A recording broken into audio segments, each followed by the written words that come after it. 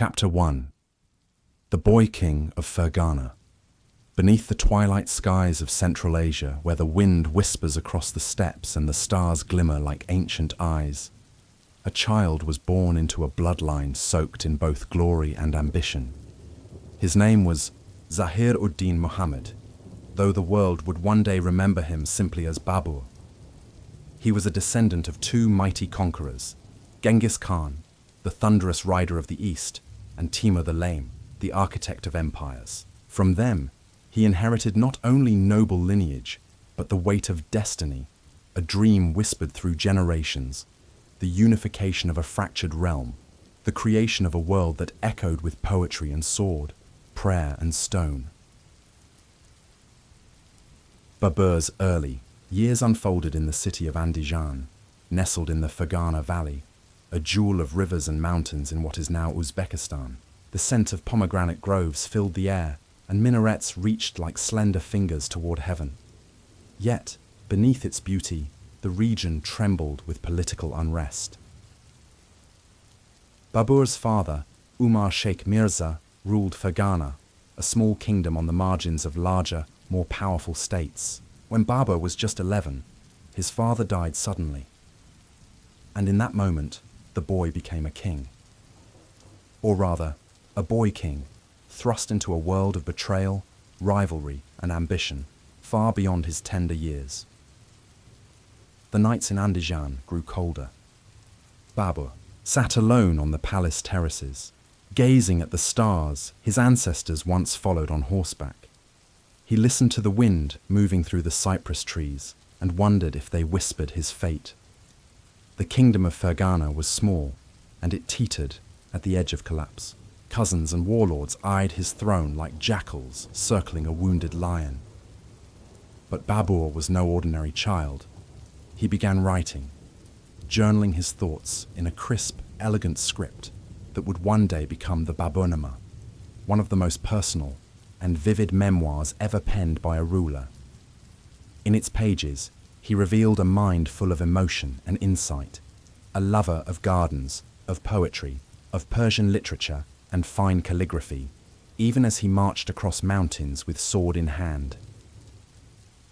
To the west, the Timurid Empire had splintered into rival kingdoms. To the south, the fabled riches of Hindustan lay across the mountains. To the north, Uzbek tribes, fierce and hungry, threatened to swallow Fergana whole. Babur's heart was torn between memory and ambition, between the world he had lost and the empire he dreamed of founding.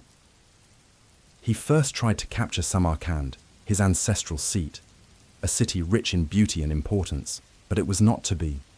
He took it briefly, only to lose it again. He tasted the sweetness of victory, followed quickly by the bitterness of loss. He would lose Fergana too. For a while, he was a king with no kingdom, a prince sleeping under the open skies, wandering with a loyal band of followers, braving snow-covered passes and dusty plains. But through every exile, every defeat, his eyes remained fixed on the east. On the other side of the Hindu Kush lay a land he had only heard of in poems, lush, vast, chaotic. India. It was a patchwork of kingdoms, each jostling for power. The Delhi Sultanate was weak, the rulers were disunited, and in the shadows, Babur saw opportunity. He believed that his destiny, his kismat, was not behind him in Samarkand, but ahead of him in the jungles, rivers, and palaces of Hindustan. And so, the winds of fate began to stir. Babur, the wandering Prince of Fergana, gathered his forces, lean, loyal, and battle-hardened. He gazed across the snowy passes of the mountains one final time and began his march southward, toward a land that neither knew his name nor expected his coming. But history was waiting. The stones of India would soon echo with the hoofbeats of Timurid ambition. The rivers would carry tales of a conqueror who brought not only war, but gardens, poetry, and an imperial dream that would outlive him by centuries. Tonight, as you rest beneath your own sky, imagine that boy king, alone but determined, wrapped in a fur cloak under the starlight, sketching empires in the silence of night. His journey has just begun, and so, too, does ours. Sleep now. The next chapter of history awaits. Chapter 2. The Lost Throne of Samarkand. The sun rose over the craggy ridges of the Zerafshan Mountains, casting a golden light across the Silk Road city of Samarkand, a jewel of turquoise domes, mosaic walls, and ancient poetry. Once the seat of Timur himself, it was a city built not just with stone, but with dreams and blood. To Babur, Samarkand was more than a city. It was an inheritance. It was a promise left behind by his ancestors. The very idea of Samarkand stirred something deep in his soul, a longing both imperial and personal. He had read of its splendor in the verses of Persian poets, and in the dark hours of Fergana's fading strength, he had dreamt of standing at its gates, not as a beggar or a wanderer, but as a rightful ruler. He was barely 15 when he set his eyes on it in earnest. Gathering a modest army of loyal retainers and ambitious adventurers, Babur marched through mountain passes and river valleys toward the city. His forces were ill-equipped, but his spirit was fierce. And Samarkand, though grand, was fragile. It had seen decades of instability, with rival princes fighting for its crown like wolves over a carcass. Babur knew that victory would not only restore his name, but signal to the world that a new Timurid had arrived. And in a twist of fate, he succeeded. The gates of Samarkand opened to him after a brief but intense siege. The city was his, glittering, ancient, and wounded. He walked its streets with reverence, his boots echoing on stones once trod by Timur himself. In the shadows of madrasas and minarets, he felt history breathe against his skin. But ruling Samarkand was no easy triumph. The spoils were meager, the people weary, and his soldiers restless.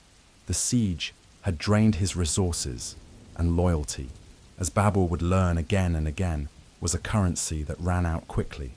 Supplies dwindled, rebellions brewed, and worse still, as he celebrated in Samarkand, his enemies took advantage of his absence.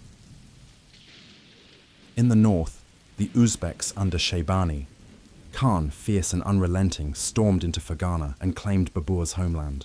The boy who had become king, and then conqueror, was now a ruler without a base, a king of a distant dream, cut off from his roots.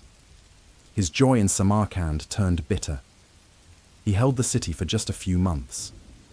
Then came betrayal. The men who had once sworn allegiance grew discontent. His enemies formed alliances in the dark. Siege and starvation closed in once more, but this time he was on the inside. And so Babur did the unthinkable. He gave up Samarkand. The decision haunted him. He wrote of it with pain in his Baburnama, the surrender of not just stone and soil, but a piece of his soul. He left under cover of night, a prince once again without a kingdom, riding into exile, beneath cold desert skies. He would try to reclaim it time and again. The dream of Samarkand never fully left him. It lived in his ink, in his poetry, and in the quiet sighs between battles. But Samarkand was no longer his path. Destiny, it seemed, was calling him elsewhere. And so, Babur returned to the life of a wanderer. He roamed from mountain to mountain, city to city, sometimes revered, often rejected. Yet with every loss, he gained something more vital: resilience, clarity, the fierce discipline of hardship. He surrounded himself with men of letters and men of war. His court was as likely to host a calligrapher as a commander. He debated Persian metaphors by lamplight and planned military campaigns at sunrise. Babur was not a man of halves. He was warrior and poet, emperor and exile. In the quiet moments when he stood alone in the mountain passes, wrapped in the cold breath of night, he did not weep for Samarkand. He whispered to it, as if it were a lover left behind, still cherished, but no longer the future. Because in the south, a new world waited, one he had never seen, but one he had read of in the tales of caravans and the letters of spies. A land of monsoons and mangoes, of elephants and emperors, of incense and chaos. Hindustan, India. There, he believed, his destiny could yet bloom, not as a shadow of Timur, nor as a prince of Fergana, but as something more, as founder, as Babur of Hindustan. Tonight, as your mind drifts into stillness, imagine him, a young man wrapped in history, watching the lights of Samarkand vanish. Behind him, not defeated, only redirected. His journey did not end with the city. It began again. Sleep now. The next chapter of history awaits. Chapter 3. Wanderings under open skies. The winds of Central Asia do not sleep. They roam across the mountains and valleys, carrying with them the songs of the past and the whispers of what might yet be. Under these restless skies, Babur wandered, no longer a boy king with a crown, but a dispossessed prince, a dreamer with a sword and a journal.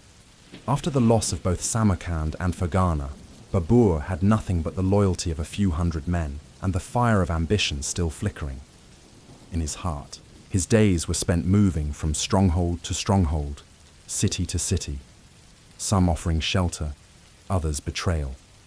And his nights? They were passed under open skies, beneath stars that seemed to mock and comfort him in equal measure. The earth became his bed, and his cloak his only protection against the biting winds.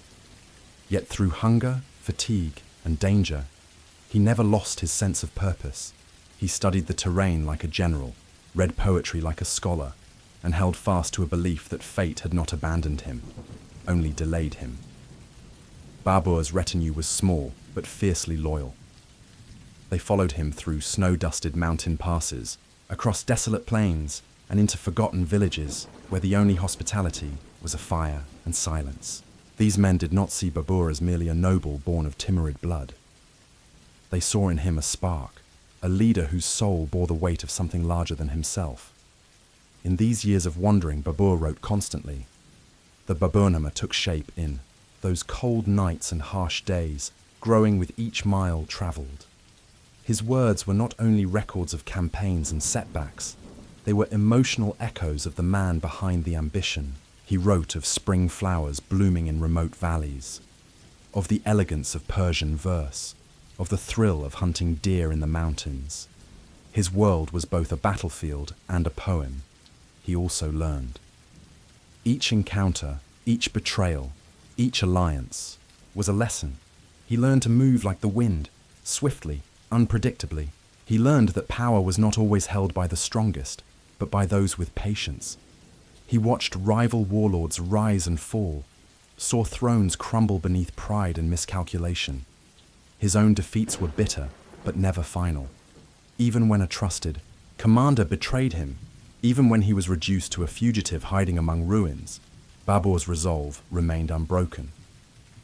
He saw these wanderings not as a punishment, but as a preparation.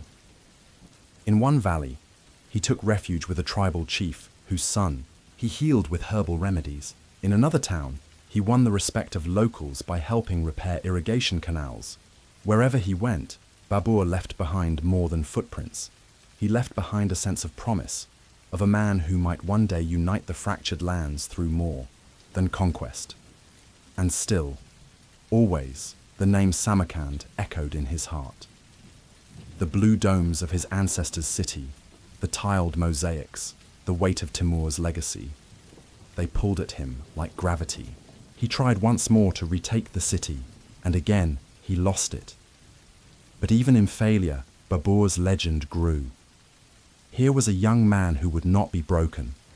Here was a prince who walked with the patience of mountains.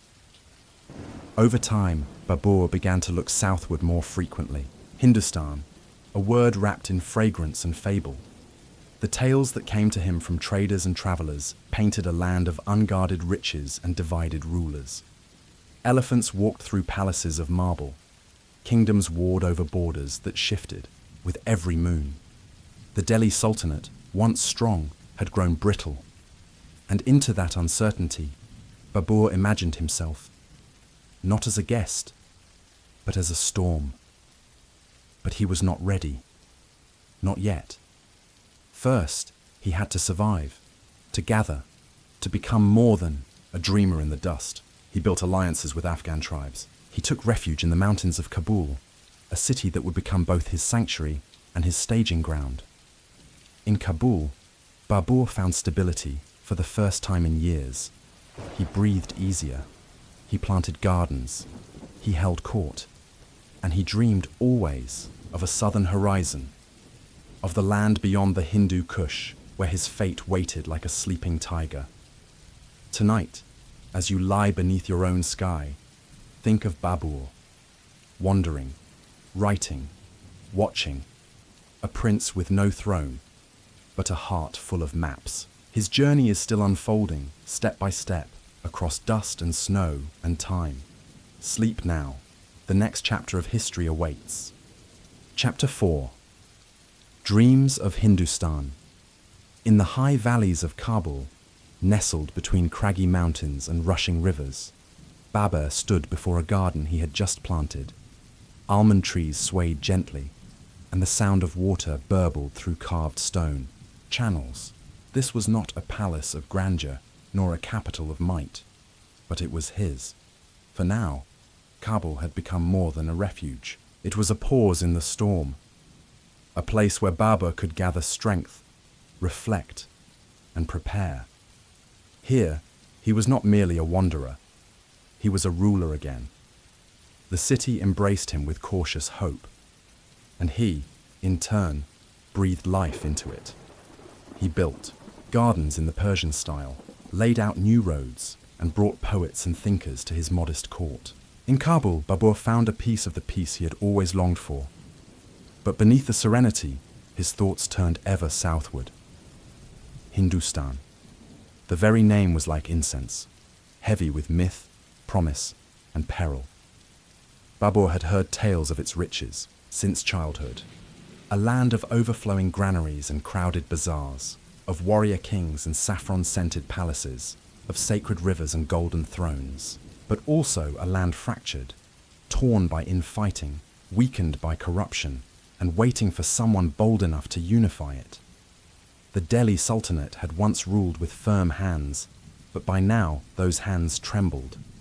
Internal rebellions, rival factions, and growing Afghan influence had carved up the heart of India like a ripe fruit. Babur studied it all. He read reports from merchants, listened to travelers' stories, and sent scouts across the mountain passes. Everything pointed to one truth: the time to strike was coming. And yet, Babur was not reckless. He knew what failure cost. He had paid the price more than once. His youth had taught him caution. His bloodline taught him ambition. He began small. In 1505, he led his first foray into Hindustan, a cautious expedition. He crossed the Khyber Pass, moved through the rocky plains, and stood at the gates of the great land he had dreamed of. It was a reconnaissance, not a conquest. He observed, he mapped, he tasted the air and felt the soil. It was foreign, but it could be home. He returned to Kabul with more than just information. He returned with resolve. The mountains that had once shielded him now stood between him and destiny. Babur knew he would have to cross them again. But next time, he would not come as a visitor. He continued to strengthen his position. He forged alliances with local tribes, won over Afghan chieftains, and expanded his rule throughout Afghanistan. Each step, each pact, each skirmish was a piece in the puzzle of a greater plan. And through it all, he wrote. In the pages of the Baburnama, he poured out his thoughts on love, on war, on the curve of a leaf and the cruelty of fate. He wrote not like a conqueror, but like a man trying to make sense of the world he had inherited and the empire he hoped to build. His writing was tender, sharp, honest.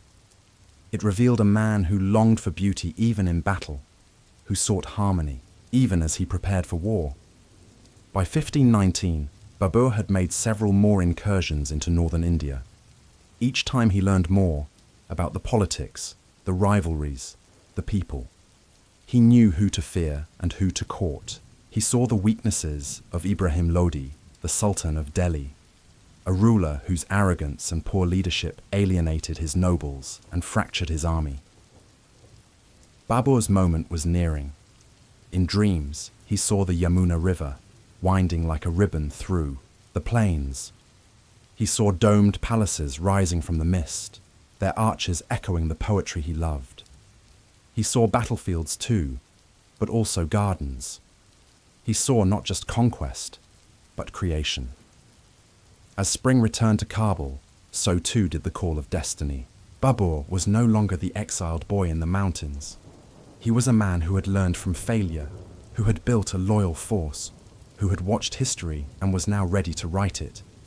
He began to prepare in earnest for an invasion, not a raid, not a reconnaissance, but a full campaign. He called upon his followers, summoned warriors from the valleys and hills, and sent emissaries to secure alliances. Drums began to sound in the camps. Horses were saddled. Swords were sharpened beneath blooming apricot trees. Babur stood at the edge of his garden and looked once more toward the south. He no longer just dreamed of Hindustan. He was ready to claim it. Tonight, as you drift into rest, think of Babur walking among his gardens, the cool air of Kabul brushing against his face, the stars overhead echoing the starlight of his youth. The boy king had become a builder. The exile had become a visionary. His next step would shake the world. Sleep now. The next chapter of history awaits. Chapter 5. The Crossing of the Hindu Kush High.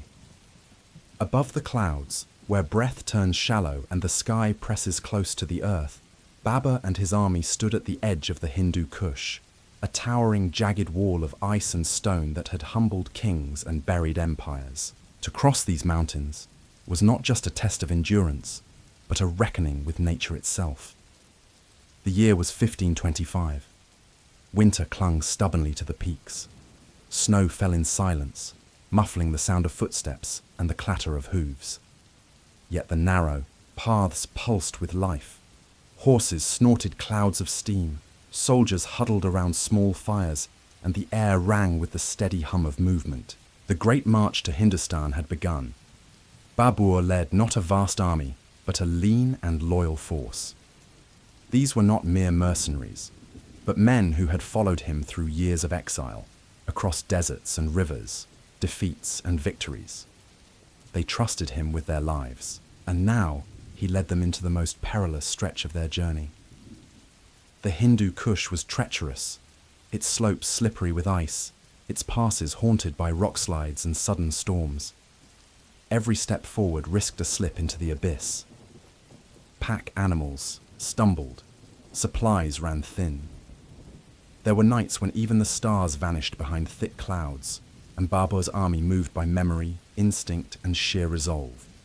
Yet, amidst this peril, there was beauty. Frozen waterfalls glittered like crystal tapestries. Pines clung stubbornly to cliff faces. And in quiet moments, when the wind calmed, the soldiers could hear distant avalanches roll like thunder, nature reminding them of her dominion. Babur rode at the front, wrapped in furs, his eyes ever scanning the horizon. His journal from this time describes not just the dangers, but the landscape's stark majesty. Even in hardship, he found poetry. The Babur Nama records the scent of mountain herbs, the patterns of migrating birds, and the ghostly silence of moonlit snow. He took notes not only of terrain, but of human character. A commander who faltered, a soldier who shared his rations, a horse that refused to yield. Babur knew that to conquer India, he would need more than strength. He would need insight, unity, and adaptability. After weeks of struggle, the mountains began to yield. The snow gave way to rocky valleys. The rivers thawed and ran swift. The air grew warmer. Babur's men descended into the lush plains of the Punjab, weary but alive. Their ordeal had forged them anew. The sight that greeted them was one of contrast. Villages dotted the landscape, fragrant with smoke from cooking fires. Fields rippled with wheat and mustard.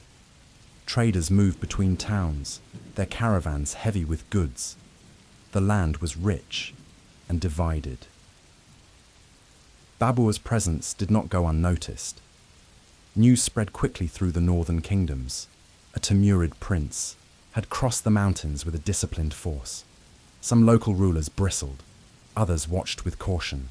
A few even reached out in secret, for they too were disillusioned with the ruling Sultan of Delhi, Ibrahim Lodi. Babur made his camp near Lahore, the ancient city of poets and conquerors. He did not loot or burn. Instead, he sent letters, diplomatic, eloquent, yet firm. He declared his right to rule as the rightful heir of Timur and offered protection to those who would join his cause. It was a masterstroke, to appear not as an invader, but a restorer of order. Among those who responded were discontented Afghan chieftains, Rajput nobles, and former allies of the Delhi court who had turned against Lodi's harsh governance. Babur's army began to swell. Still small by Indian standards, it now had purpose, allies, and momentum. As spring returned to the land, the Timurid prince prepared to strike deeper into the heart of Hindustan. He held war councils beneath flowering trees, spoke to his men with clarity and conviction, and made offerings of prayer in the quiet of dawn. The Hindu Kush was behind them, but Babur knew the real test lay ahead. The open plains of India would demand not only strategy, but vision. It was not just a land to be taken, but to be transformed. And as always, he wrote. He wrote of the land's fragrances, the customs of the people, the structure of forts, and the feeling of destiny drawing nearer. His words were not boasts. They were reflections, shaped by loss and tempered by resolve. Tonight, as you close your eyes, picture the final snow melting from the mountains.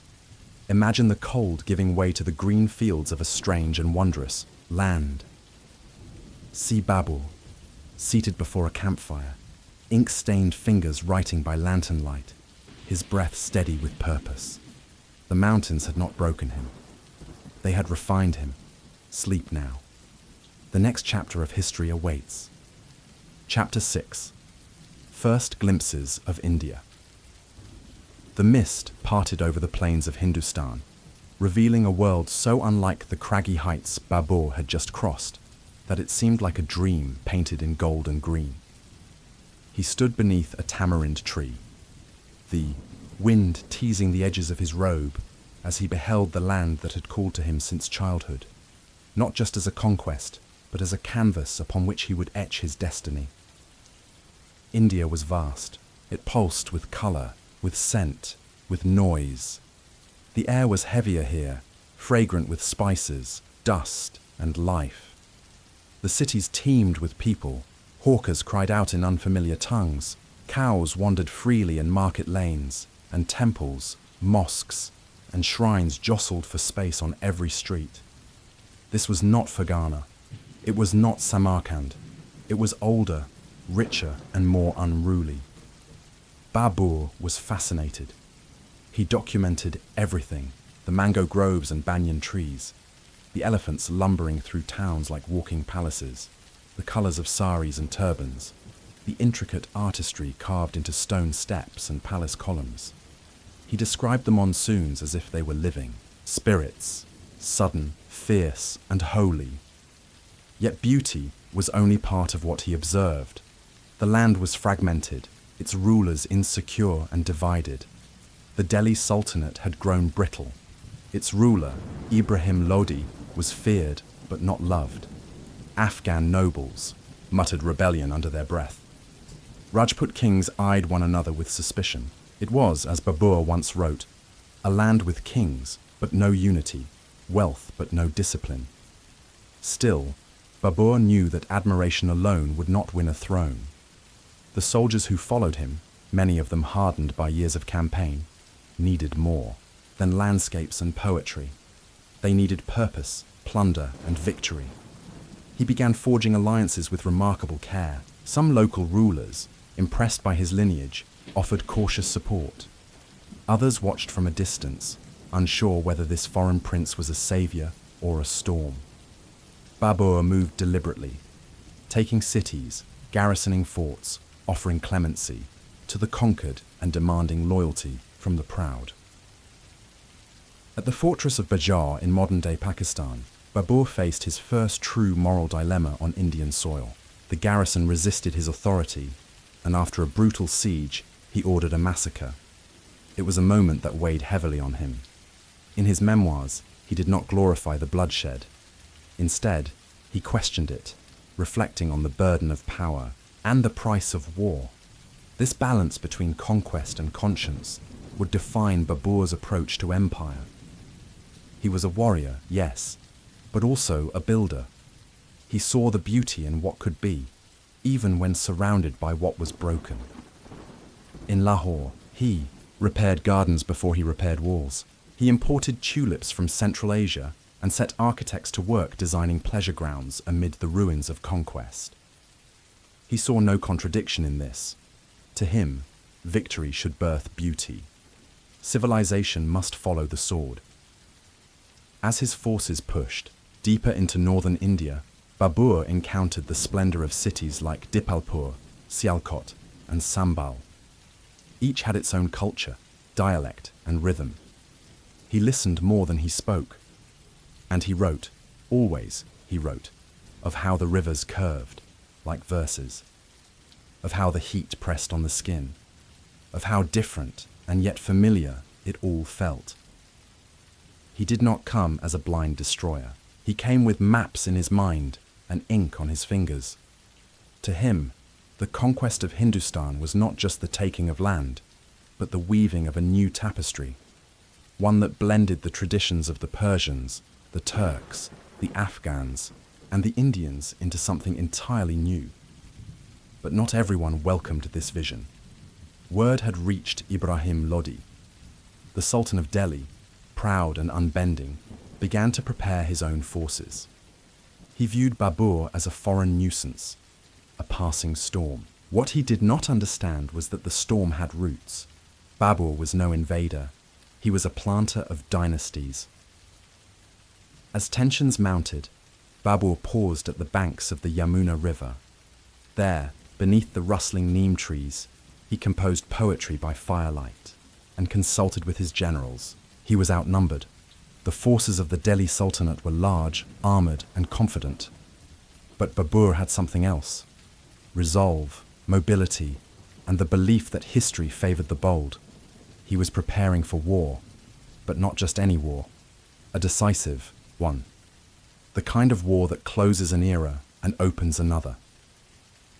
Tonight, as you breathe deeply and feel the weight of night settle in, picture that moment, a camp by the river, torches flickering, a prince with dusty boots and ink-stained fingers, scribbling lines of poetry, while his commanders speak of strategy.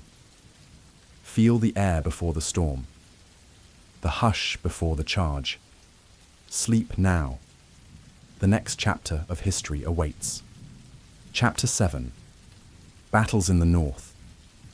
Before destiny met him at the gates of Delhi, Babur would first need to tame the North, a region riddled with treachery, ambition, and endless skirmishes. His initial steps into Hindustan had opened the door, but now he had to secure it. Every hill fort, every contested town, every whispered promise of allegiance would shape the path to empire. He rode with confidence, his banners fluttering above tight formations of cavalry, his eyes always scanning the horizon. The army he commanded was smaller than many local forces, but it was forged from hardship. Veterans of the mountain passes, riders who had crossed rivers without bridges and fought under stars instead of walls. They moved fast, struck hard, and adapted quickly, the hallmark of Central Asian warfare. The northern territories of India were divided among competing rulers. Afghan chieftains, former Delhi nobles and ambitious Rajputs, some saw Babur as a threat, others as a means to an end. One such ally was Daulat Khan Lodi, the governor of Punjab, who turned against his overlord Ibrahim Lodi and invited Babur to intervene. It was an offer wrapped in opportunity and danger. Babur entered Punjab with resolve, seizing Lahore and Dipalpur with minimal resistance. But success was fleeting. Daulat Khan, once an ally, grew restless and attempted to reclaim his position without Babur's permission. The betrayal was sharp. Babur, though frustrated, responded not with blind fury but with strategic clarity. He defeated Daulat Khan's forces and reasserted his authority, sending a clear message. Loyalty was not optional. Even as he dealt with these power struggles, Babur faced the more silent enemy of attrition. His men were tired. The summer heat was punishing. Supplies ran thin. Some soldiers, lured by the promise of wealth in a land they barely understood, began to desert. Morale wavered like a candle in the wind. And yet, he pressed on. He knew that in every setback lay the seed of resolve. He rallied his men with stirring words and rich promises. He reminded them of their place in the chain of history, descendants of Timur, worthy of shaping an empire to rival all others. His charisma, his eloquence, and his personal bravery kept the dream alive. The next significant challenge came at the fortified town of Beira.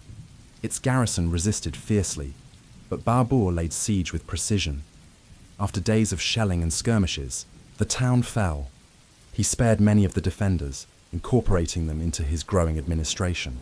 To Babur, the conquest of India was not just a campaign, it was the laying of foundations. Then came the mountains of Kangra and the strongholds nestled in their shadows. These were not merely battles of swords, but of psychology. Babur offered terms before force, diplomacy before destruction. He understood that to rule a land as vast and diverse as Hindustan, he would need more than might. He would need trust, alliances, and a reputation for justice. Among these campaigns, Babur also encountered the Rajputs, warriors of pride and ancient lineage. They were different from the Afghans or the Persians he had fought before. Fierce, principled, and bound by honor. He studied them with admiration, even as he prepared to oppose them. In his writings, he would later reflect on their valor, a sign of a leader who could respect his enemies without underestimating them. In town after town, fort after fort, the northern expanse of India slowly began to bend to Babur's will. His army adapted to the terrain. He refined his use of field artillery, a skill yet uncommon in Indian warfare, and relied increasingly on tight coordination between cavalry and gunners. Every maneuver was a rehearsal for the great battle he knew was coming, and then, as the months passed, rumors spread like wildfire. Ibrahim Lodi was assembling a massive army. The Sultan of Delhi had awoken from his complacency. Thousands of men, elephants in armor, foot soldiers in glittering mail, archers, lancers, war drums, were being mustered. Ibrahim intended to crush the foreign upstart once and for all. Babur gathered his generals in a moonlit tent on the edge of the Yamuna River. Maps were unfurled. Estimates were shared. Fear mingled with determination. They were vastly outnumbered. But Babur's gaze did not waver. "We do not fight for land alone," he told them. "We fight for greatness, for history." And so, preparations began for what would become one of the most defining moments in Indian history, the Battle of Panipat. But that is a tale for another night. For now, let the image linger, of a man in a foreign land, standing firm in the face of overwhelming odds, a poet with a sword, a commander with ink on his hands, a dreamer on the verge of a storm. Sleep now. The next chapter of history awaits. Chapter 8. The Battle of Panipat dawn broke over the plains of Panipat with a strange stillness, as if history itself were holding its breath. The date was April 20th, 1526. The air was thick with anticipation, and the land, once just an open stretch of soil between Delhi and the Punjab, was now poised to become the cradle of an empire. Two worlds faced each other. On one side stood Babur, the outsider with Central Asian blood and a Timurid dream. On the other, Sultan Ibrahim Lodi, ruler of Delhi, commander of elephants and tens of thousands of men, a king clinging to a throne already cracking beneath him. Babur had camped near Panipat with about 12,000 soldiers. Facing him was an army, over 5 times the size, armed with war elephants, cavalry, and archers. The odds seemed impossible, but Babur had 2 unmatched weapons, his mastery of strategy and the unshakable belief that destiny favored him. He had studied the mistakes of previous invaders and knew that sheer numbers could be broken by discipline, mobility, and firepower. So he introduced something new to Indian warfare, the Ottoman-inspired Tulugma tactic. It involved positioning carts in front of his lines, chained together to form a wall, with narrow passages in between. Behind them, his musketeers and cannons were hidden, ready to strike. Babur also divided his forces into flanks, centre, and reserves, coordinating their movements like the parts of a well-oiled machine. And beyond the lines, he placed cavalry units who would swing around and attack from behind, a maneuver that could crumble even the mightiest force if timed right. Then came the moment that turned faith into fire. Days before the battle, Babur gathered his men beneath the stars. He vowed to renounce wine forever, devoting himself fully to the path of God and glory. He swore not as a king, but as a servant of fate, a man ready to etch his name in the stones of Hindustan. His troops, weary but inspired, chanted prayers and readied themselves for the fight. When battle commenced, it was chaos and thunder. Ibrahim's war elephants, heavily armored and terrifying, charged into Babur's lines. But the chain-linked carts held. The Mughal cannons, primitive by later standards but revolutionary for their time, roared. Smoke thickened the air. Gunpowder exploded with a sound unlike anything the Indian battlefield had ever known. The elephants panicked, turning on, their own soldiers, their howdahs ablaze. Then Babur's cavalry swept in, fast, lethal, and precise. They struck from behind, and the battlefield turned into a trap. Ibrahim's ranks, once confident and massive, became confused clusters of shouting, dying men. Babur's tactics had worked. His lines held, his artillery rained, and his warriors advanced like the tide. In a matter of hours, the army of Ibrahim Lodi was broken. Over 15,000 men lay dead. Among them was the Sultan himself, cut down while trying to rally his troops. His body, they say, was buried beneath a pile of the fallen, his reign ending in dust and silence. As the sun dipped westward, Babur stood victorious, not just over a king, but over the weight of centuries. He had not merely won a battle, he had cracked open the gates to Hindustan. The Delhi Sultanate had collapsed, and in its place, the seeds of the Mughal Empire were sown. And yet, Babur did not celebrate with drunken revelry. True to his vow, he offered prayers and wrote. He recorded every detail of the battle in his memoirs, the movements, the fears, the valor, the carnage. The Baburnama became not just a diary, but a document of legacy. He ordered the burial of the dead, friend and foe alike, with dignity. He walked among the wounded, his robe dust-stained and his hands unadorned. The conqueror was not just a warrior, he was a thinker, a man of reflection as much as ambition. In the days that followed, Babur entered Delhi, not as a plunderer, but as a ruler. The city, once cold to his name, now echoed with the sound of his language, the clatter of his horses, the rhythms of his poets. He saw a capital waiting to be shaped, gardens waiting to bloom, and a legacy waiting to be written. And so, the boy from Fergana, who once sat alone beneath the stars, wondering if the world would ever know his name, had become emperor. But this is not where the journey ends, for founding an empire is only the beginning. Tonight, let your breath slow. Let the echoes of cannons fade. Let the dusty battlefield drift into silence. You've walked through fire with Babur. Now rest beneath the stars he once followed. Sleep now. The next chapter of history awaits. Chapter 9. The Founding of Empire. The dust of Panipat had barely settled when Babur turned his gaze from conquest to creation. The battle had opened the door. Now came the task of building the house. Delhi, ancient and weary, lay before him, wounded, mistrustful, and yet full of potential. Babur stood at its gates not as a destroyer, but as a planter of roots, the founder of what would become one of history's greatest dynasties. But the transition from warrior to emperor was anything but simple. The people of Delhi had seen conquerors before, invaders who came with fire and left with gold. Babur was different. He brought not just armies, but an idea, a vision.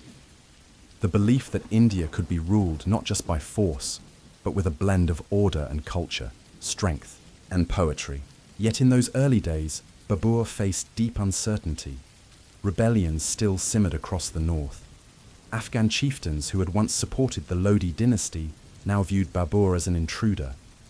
Forts that once flew the Sultanate's banners refused to lower them. Even some of Babur's own allies, drawn by loot rather than loyalty, began to drift. The empire he just claimed threatened to dissolve before it could take shape. And then came the rain. The monsoon arrived with fury. The skies darkened and the earth turned to rivers of mud. Disease swept through the Mughal camps. Horses perished. Morale crumbled. Babur, now the ruler of India in name, found himself a prisoner of India's terrain and temperament. But the emperor did not bend. Instead, he wrote. In his memoirs, he detailed the scents of Indian flowers, the structure of its temples, the flavors of its fruits. He began designing gardens, geometric, symmetrical spaces of shade and serenity that mirrored the Persian ideals of paradise. For Babur, a garden was not merely a place of rest. It was a symbol of order, of balance, of beauty triumphing over chaos. Just as he tamed the wild earth into garden paths, he sought to tame a fractured realm into an empire. He worked tirelessly to stabilize the regions under his control. Governors were appointed, forts were reinforced, markets were reopened and regulated. Roads were repaired. Babur knew that victory on the battlefield meant little without peace in the streets. Still, the threats were not over. In 1527, word came of a new danger rising in the west. Rana Sanga of Mewar, a Rajput king of fierce reputation, was assembling a coalition to drive Babur out. Rajputs, the warrior clans of India, were proud, battle-hardened, and unyielding. For them, Babur was an alien ruler on sacred soil. The conflict to come would test not only Babur's strength, but his will to remain in India. Yet Babur was undeterred. He wrote to his sons and nobles, "We must either die with honor or win fame." And with that declaration, he began preparing once more for war. It was clear. The foundation of empire would not be laid in marble, but in blood and resolve. And yet, amid the preparation and the chaos, he still found time to reflect. He missed the crisp winters of Kabul. He longed for the mountain air of Samarkand. He wrote of nostalgia, not as weakness, but as memory's anchor. Still, he reminded himself, destiny was no longer behind him. It was here, in the dust and rain of Hindustan, where he must now build his name into permanence. The empire he imagined was not one of brute rule, but of culture, of justice, of poetry, a place where Persian and Hindavi blended on the tongues of courtiers. A land where warriors wrote verses and emperors planned gardens between battles. Babur knew that his time might be short, but the seed had been planted. That seed would one day bloom into emperors like Akbar and Shah Jahan, names that would shimmer through time. But without Babur, without the struggle to build amid rebellion, storm and sorrow, there would be no Mughal empire at all. Tonight, as you lie beneath your own skies, remember the man who turned conquest into vision, who walked through chaos with clarity, the first emperor, not just of lands, but of dreams. Sleep now. The next chapter of history awaits. Chapter 11. Writing the Baburnama's empires rose beneath his feet, and battles raged across dusty plains. Babur carried with him something rarer than gold, rarer even than power, a pen and the will to remember. Among all the legacies he would leave behind, cities conquered, gardens planted, dynasties founded. Perhaps none would be as intimate or enduring as the words he wrote with his own hand. For Babur was not only a warrior, a king, or a statesman, he was a chronicler of his own soul. In quiet moments between campaigns, or beside flickering lamps in imperial tents, Babur wrote. He described rivers and mountains, seasons and cities. He recorded conversations, catalogued flora and fauna, and revealed his private sorrows and joys with remarkable candor. He wrote in Chagatai Turkic, the language of his ancestors, but laced with the elegance of Persian imagery. His memoir, later known as the Baburnama, would become a landmark of world literature, offering a window not just into his life, but into his heart. He did not romanticize. He admitted fear, failure, confusion. He described his physical ailments, his disappointments in his sons, the strange foods he encountered in India, and the joys of friendship. He reflected on gardens with the same care as he analyzed military strategies. To read his words was to walk beside him, to sit under the same sky, to see the same blood-streaked battlefields and blossom-laced courtyards. In the Baburnama, we learn that he missed the snow of Kabul, that he preferred melons from Samarkand to mangoes from Hindustan. We read of his fascination with architecture, his frustration with India's summer heat, his longing for friends lost in war, and his joy at reunions.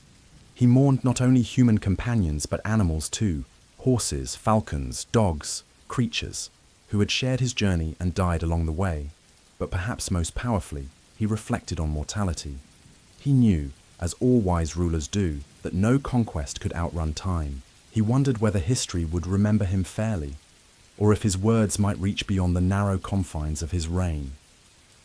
Unlike the grand stone inscriptions of earlier kings, Babur's memoirs were not declarations. They were meditations, and, in that, he stood apart. He would describe, in vivid detail, the lay of a valley, the slope of a hill, the precise aroma of a flower after rain. He compared cities as a traveller might, through their water quality, their markets, their manners of dress. He never ceased being a student of the world, and in this studying, in this writing, Babur did something rare. He allowed history to breathe. It is said that he once paused in the middle of a military campaign to record the scent of the earth after a fresh spring rain.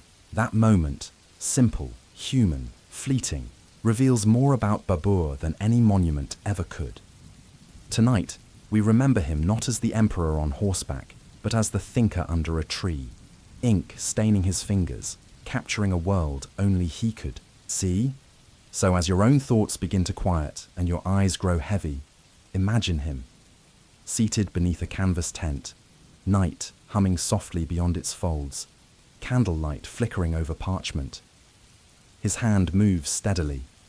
Outside, his empire slumbers. Inside, his soul awakens through every word.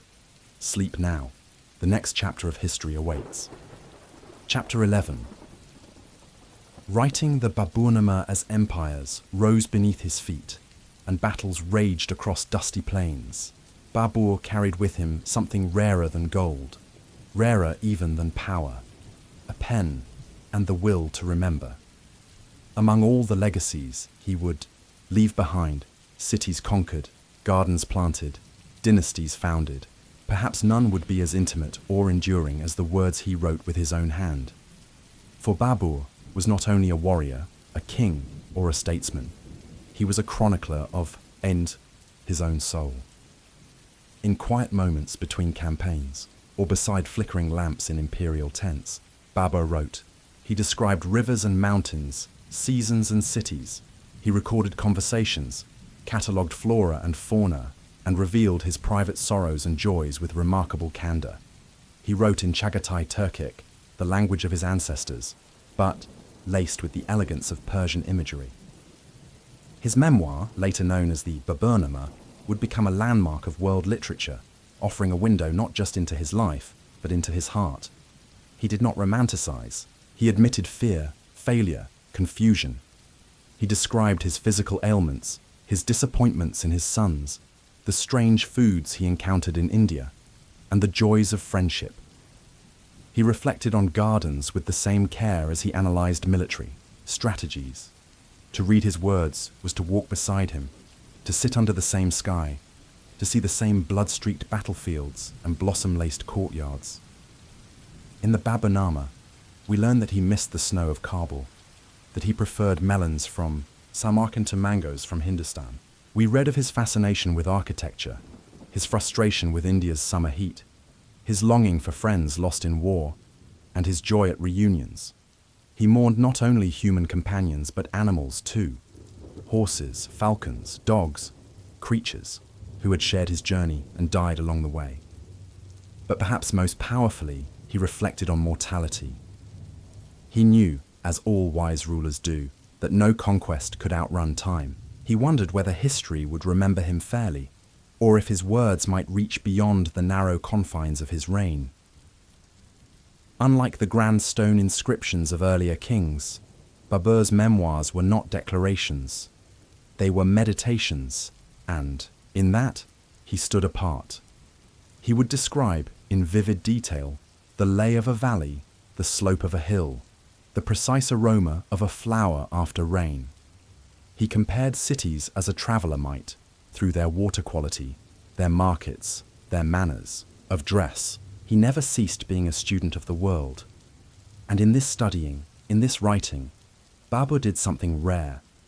He allowed history to breathe. It is said that he once paused in the middle of a military campaign to record the scent of the earth after a fresh spring rain. That moment, simple, human, fleeting, reveals more about Babur than any monument ever could. Tonight, we remember him not as the emperor on horseback, but as the thinker under a tree, ink staining his fingers, capturing a world only he could see. So, as your own thoughts begin to quiet and your eyes grow heavy, imagine him, seated beneath a canvas tent, night humming softly beyond its folds, candlelight flickering over parchment. His hand moves steadily. Outside, his empire slumbers. Inside, his soul awakens through every word. Sleep now. The next chapter of history awaits. You said, write next chapter. ChatGPT said, certainly. Chapter 12. The struggles of rule. To conquer is one kind of greatness. To govern is another altogether. Babur, once the restless boy king of Fergana and the bold conqueror of Hindustan, now found himself surrounded not by enemies, but by ministers, generals, taxes, and the endless labor of holding together an empire built on a mosaic of languages, faiths, and customs. The reality of ruling India was far from the poetic visions he once penned under moonlit skies. The heat was unrelenting, the people unfamiliar, and the nobility, both old and new, restless. Babur had imagined India as a canvas upon which he could paint his Timurid dream. But the brush trembled. The colours ran wild. Delhi was his capital in name, but not yet in soul. He lamented, in his memoirs, that India lacked the gardens of Samarkand, the clear water of Kabul, the cool air of the mountain valleys. It was not just nostalgia. It was the ache of a man longing for a place that had shaped him, yet stood beyond reach. Ruling India required him to adapt not just his sword, but his spirit. His soldiers, loyal to him through thick and thin, now faced new challenges: monsoon rains that turned roads to mud, strange foods and fevers, and the resistance of local kings who refused to bow to a foreign banner. Babur had won the Battle of Panipat, but battles alone did not tame the heart of a land as vast and intricate as Hindustan. He faced rebellions from old Afghan lords, challenges from the Rajputs, and conspiracies within his own court. The new Mughal Empire, as it would come to be known, was still soft at the edges, stitched together by willpower more than unity. And yet, amid these trials, Babur did not retreat into rage. He responded with planning, with strategy, and, often, with surprising magnanimity. He forgave where others would punish. He rewarded loyalty, promoted talent, and welcomed those willing to serve, regardless of their heritage or faith. But it was not easy. He missed Kabul, the city of his heart, and even considered returning there for good. He confided in his memoirs about the weight of his new responsibilities, a weight that no crown could lighten. The Mughal throne brought with it not only authority, but isolation. There were nights when he walked the gardens alone, listening to the sounds of a land still learning his name. Despite these struggles, Babur continued to build. He ordered new gardens, modeled after those he loved in Central Asia. He encouraged the arts, reformed parts of the military, and sought to bring a sense of order to the empire's unruly territories. He knew that what he had started would take generations to complete, that he was planting seeds whose flowers he would never see. Through it all, Babur remained deeply human. He mourned the death of friends. He worried about his sons. He feared that the empire he had forged might fall apart after him. He prayed, he wrote, he tried. Not all victories are won on battlefields. Some are earned in sleepless nights, in hard decisions, in the quiet resolve to continue when doubt whispers most loudly. So tonight, remember Babur, not as the victorious warrior, but as the weary ruler, pacing a palace corridor in the stillness of dawn, burdened but unbroken. His empire was fragile, but his determination was not. Sleep now. The next chapter of history awaits. Chapter 13. Illness and introspection. Time, like a river, flows onward, indifferent to crowns, battles, or legacies. And for Babur, whose youth had been marked by restless ambition, and whose middle years bore the weight of conquest, old age did not arrive quietly. It came instead with the slow ache of fatigue, the hush of reflection, and the creeping shadow of illness.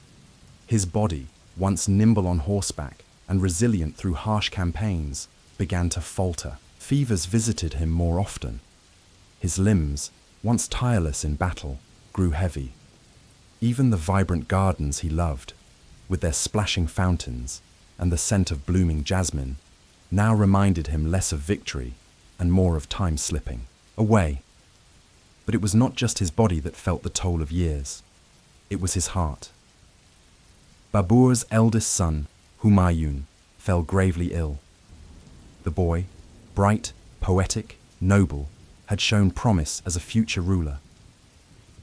Babur watched, helpless as the physicians of the court tried every remedy to no avail. In a moment of desperate love, Babur turned not to strategy or steel, but to prayer. He is said to have made a plea to the heavens, offering his own life in exchange for his son's. Some accounts claim that after this selfless act, Humayun recovered, and Babur's health declined rapidly. Perhaps it was merely coincidence. Or perhaps, as Babur believed, the divine had accepted his bargain. In these final months, Babur turned inward. The ruler of empires became a humble man reflecting on his journey from the snowy mountains of Fergana to the palaces of India. He dictated the last pages of the Baburnama with a rare honesty, admitting regrets, sharing joys, and pondering the meaning behind all he had achieved. He wrote of flowers, of love, of poetry, of the mountains he had loved and the friends he had lost. He spoke not of conquest, but of character, not of land, but of legacy. To those around him, Babur remained regal, his voice firm, his eyes alert. But in his private thoughts, he was more pilgrim than prince, preparing for a journey that lay beyond maps or memory. In 1530, as the monsoon clouds gathered once more over Hindustan, Babur passed from this world. He was just 47 years old. At his request, his remains were later carried back to Kabul, the city of his heart, and buried in a quiet garden overlooking the valley. He left behind an empire still in its infancy, a son with great shoes to fill, and a story written not only in stone, but in ink and in spirit. So tonight, as you lay still under your own sky, think of Babur, no longer the conqueror on horseback, but the father at his son's bedside, the poet in the garden, the soul preparing for rest. Let his introspection calm your mind. Let his quiet strength steady your heart. Sleep now. The next chapter of history awaits. Chapter 14. Legacy in stone and word long. After the armies disbanded and the thunder of hooves faded from the plains of Hindustan, Babur's true legacy remained, not just in the cities he conquered or the empire he founded, but in the delicate spaces where thought met feeling, where stone met soul. Babur was not merely a conqueror, he was a creator. The Mughal Empire, though still young at his death, bore the marks of his vision, one that fused Central Asian vigor with Indian richness. He brought with him a Persianate culture of refinement, poetry, and order, but he did not impose it with force. Rather, he planted it like a garden, gently, intentionally, allowing it to root and bloom in new soil. And gardens were no small matter. Wherever he went, Babur built gardens, not as mere ornament, but as a reflection of paradise, an earthly version of the heavens promised in sacred verse. These spaces were ordered with precision, divided into 4 parts by flowing water, each corner filled with fruit trees, flowers, and shaded pavilions. The Chahar Bagh, or 4-part garden, became a signature of Mughal aesthetics, and it was Babur's passion for such harmony that shaped his empire's approach to beauty. In India, he found the heat stifling and the rivers unruly, but he still sought to shape the land in his own vision. His gardens brought structure to chaos, peace to power. Yet beyond stone and soil, Babur's most enduring monument was made of words. The Baburnama, his personal memoir, remains one of the most vivid, autobiographical texts of any ruler in history. Written in Chagatai Turkic and later translated into Persian, it is a window into a rare mind, curious, critical, and startlingly honest. He did not shy away from his failings. He wrote of his defeats with as much clarity as his victories. He shared tender memories, biting humor, political musings, and romantic verses. He confessed his sorrows, his desires, even his doubts. Through his words, Babur remained alive, not as a myth, but as a man who once looked up at the stars. In Fergana, a man who crossed frozen passes with only loyalty to shield him. A man who lost kingdoms, found them again, and gave his life for the child who would carry his name forward. He carved his place in history, not with bluster, but with depth. As centuries passed, his empire grew, under his descendants like Humayun, Akbar, and Shah Jahan, into one of the most magnificent dynasties the world had ever known. But even as the palaces rose and the jewels sparkled, Babur's shadow lingered, not in tyranny, but in tenderness. He reminded his heirs that empires were not only meant to be won, but built, loved, and understood. So tonight, as you drift toward rest, imagine a garden in Kabul, the one he loved best. Birds rustle in the trees, a fountain murmurs in the moonlight, a soft wind carries the scent of roses. There, under the open sky, lies Babur, not in marble grandeur, but in quiet dignity. May the peace of his final garden lull you into slumber. Sleep now. The next chapter of history awaits. Chapter 15.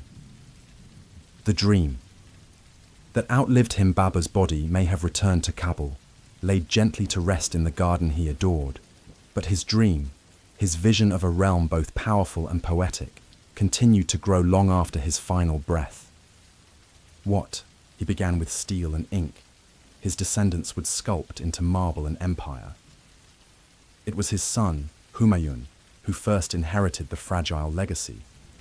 Humayun, though well-meaning and deeply influenced by his father's taste for astrology, poetry, and mysticism, lacked Babur's strategic clarity.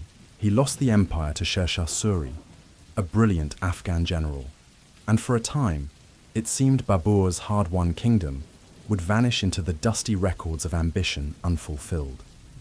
But dreams with deep roots do not die easily. Years later, Humayun reclaimed Delhi with Persian support, and soon after, his young son Akbar ascended the throne. In Akbar's reign, Babur's ideals were transformed from possibility into permanence. The boy king from Fergana had planted a seed that now bloomed under Akbar's visionary canopy. Administration flourished, art and literature blossomed. The Mughals learned to rule not just through force, but through integration of culture, of faith, of people. And with that came a new kind of empire. Babur's dream expanded into something vast and unexpected. The courts of Agra and Fatehpur, Sikri became stages for philosophical debates.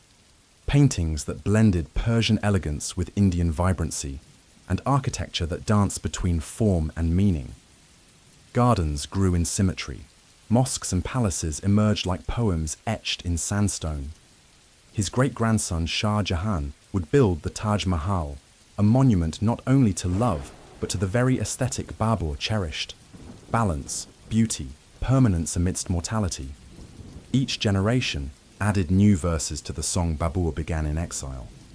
But his legacy wasn't confined to rulers alone. The Baburnama inspired writers and thinkers. His gardens inspired city planners.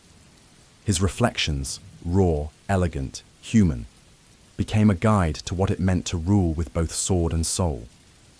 Even centuries later, in times of decline and colonial pressure, Babur remained the origin point, the first heartbeat in the Mughal symphony. And yet, for all his ambition, for all the empires and palaces that came after, Babur's true triumph may have been spiritual. He was a man who never let power corrode his humanity, who, in the midst of conquests, paused to smell flowers, to write about love and grief, to worry about his children, to reflect on beauty. His victories were fleeting, his words were eternal. As night deepens and the stars scatter across the sky, like ink on parchment, let your mind wander through the legacy Babur left behind, not just in stone, but in silence, in shadow, in the pause between ambition and peace. Sleep now. The final chapter of history awaits. Chapter 16, Epilogue. Where history, rests time like the rivers Babur once crossed, flows onward, quietly, steadily, washing over empires, cities, and names once spoken with awe. Yet some names linger, not just in the pages of books, but in the pulse of memory, in the rhythm of history. Babur's is such a name. Though centuries have passed since his final breath, the imprint of his life is still felt in the architecture of India, in the gardens of Kabul, and in the language of memoir and empire. The Mughal lineage he founded reshaped South Asia in ways both visible and invisible, leaving echoes in art, in law, in literature, and in the cultural soul of a vast land. But even more enduring than what he built was how he remembered. The Baburnama, his handwritten thoughts, remains a rare artifact in history. Not just the musings of a conqueror, but the confessions of a man. He recorded his weaknesses alongside his victories. He detailed his love for natural beauty, for symmetry, for calligraphy. He mourned deeply. He laughed loudly. He sought meaning in the chaos of life, even as he commanded thousands. Few rulers have ever been so candid, so human. And perhaps that is Babur's greatest gift to us. Not his empire, not his battles, but his honesty. He showed that a man can wield power without becoming numb to poetry. That one can chase destiny and still find time to describe a tulip, a mountain, a passing cloud.